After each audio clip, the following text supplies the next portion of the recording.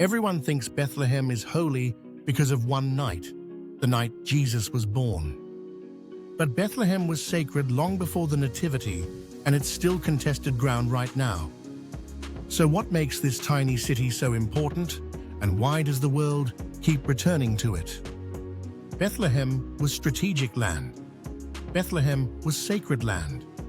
Bethlehem was promised land.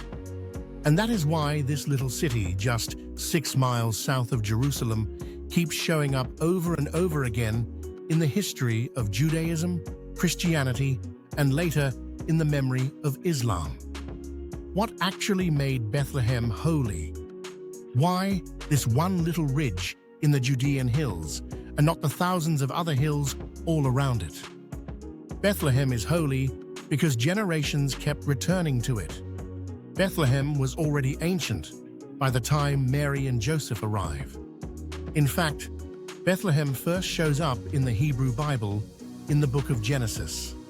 We find it as the place where Rachel, the beloved wife of Jacob, dies giving birth to Benjamin. Rachel is buried close to Bethlehem, and her tomb becomes one of the earliest sites of devotion in the region. For the Jewish people, Rachel's story was deeply emotional. So from the very beginning, Bethlehem becomes tied to identity and grief and belonging. For ancient Israel, Bethlehem is not just a dot on a map. Bethlehem is a resting place of the matriarch. Bethlehem is a place of memory. Bethlehem is a place where identity is rooted in the earth. This is the first layer of holiness. It becomes a marker of ancestral story. Centuries later, something dramatic happens. A young shepherd boy is born in Bethlehem. His name is David. He will become the most famous king in Israelite history. And when David is chosen and anointed, the story mentions Bethlehem again and again. Even after David becomes king in Jerusalem, Bethlehem remains his origin story. So from that point forward, Bethlehem is no longer just the resting place of Rachel. It becomes the birthplace of David. And now we see how this tiny village becomes royal. It becomes the symbol of the Davidic line. And because the prophets promised that a future king, a Messiah, would come from the line of David, Bethlehem becomes the cradle of Messianic hope. Bethlehem becomes the city where prophecy and politics collide. And so now, the holiness of Bethlehem is not just about the past, it is about the future. Bethlehem becomes the symbol of the king who was and the king who is promised to come. When the gospel writers talk about Bethlehem, they are anchoring their story in prophecy.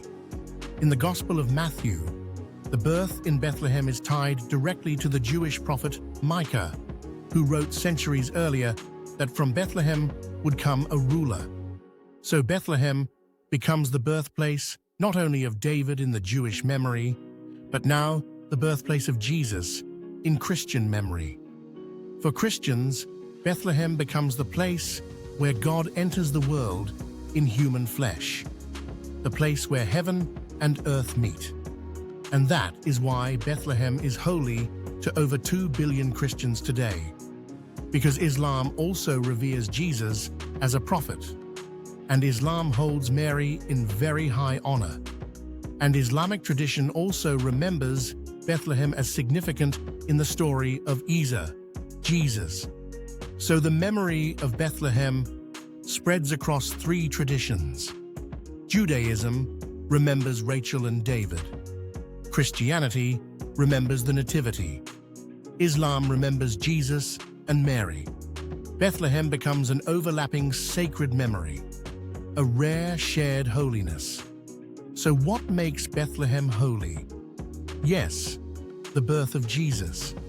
Yes, the birthplace of David. Bethlehem is also holy because it is rooted in ancestral story and it is tied to promise. Bethlehem is holy because it carries multiple traditions at once. This single small place is woven into three giant stories. And in all three, Bethlehem is connected to birth. Bethlehem becomes holy because Bethlehem becomes the beginning. Bethlehem today is a living city in the West Bank. It is under Palestinian authority. It is surrounded by modern tension, borders, politics, security walls, checkpoints, and complicated layers of control. The holiest stories in Bethlehem are thousands of years old. But the land is still contested right now, which means Bethlehem is not just a holy memory. Bethlehem is a real place with real people.